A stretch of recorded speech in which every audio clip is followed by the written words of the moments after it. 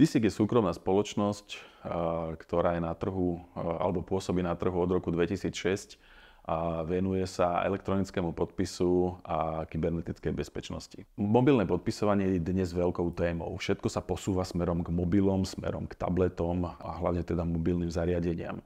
My sme vždy prinášali softvéry, pomocou ktorých sa dali vytvárať elektronické podpisy a snažili sme sa o čo najväčšiu jednoduchosť. Ale vždy sme prinášali softvér, ktorý sme jednak predávali, ale na druhej strane sme ho aj verejne ponúkali na našich internetových stránkach alebo portáloch pre občanov a pre ľudí zadarmo.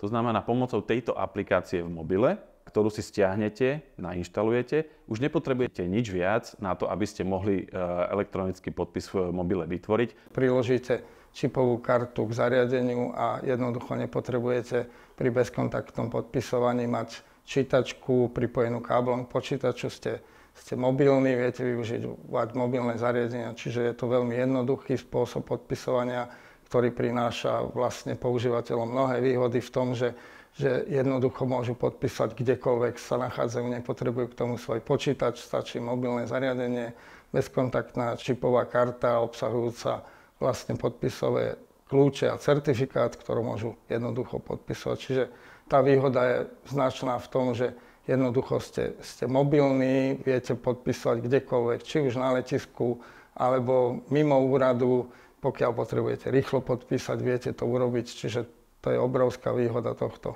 Tak ako prinášame výhody pre našich občanov, to znamená, že môžu navštíviť náš portál questportal.sk, kde si môžu podpísať dokumenty alebo ich overiť, a to bezplatne, tak pre našich partnerov a pre našich zákazníkov máme rovnomenný produkt, ktorý sa teda volá Questportal, čo je vlastne riešenie pre našich partnerov, ktoré môžu integrovať do svojich vlastných aplikácií alebo do svojho vlastného systému. A tým ho vlastne obohatia o elektronický podpis alebo overovanie dokumentov. Bezpečnosť je zaručená tým, že používate dvojfaktorovú autentifikáciu, to znamená, že niečo viete, čo je vlastne podpisový PIN k tým kľúčom, ktorým vytvárate podpis a zároveň vlastníte tú kartu. Čiže pokiaľ ju nikto iný nemá, iba vy, nikto iný nevie ten váš podpis vytvoriť, čiže tá bezpečnosť v tomto prípade je plne zaručená.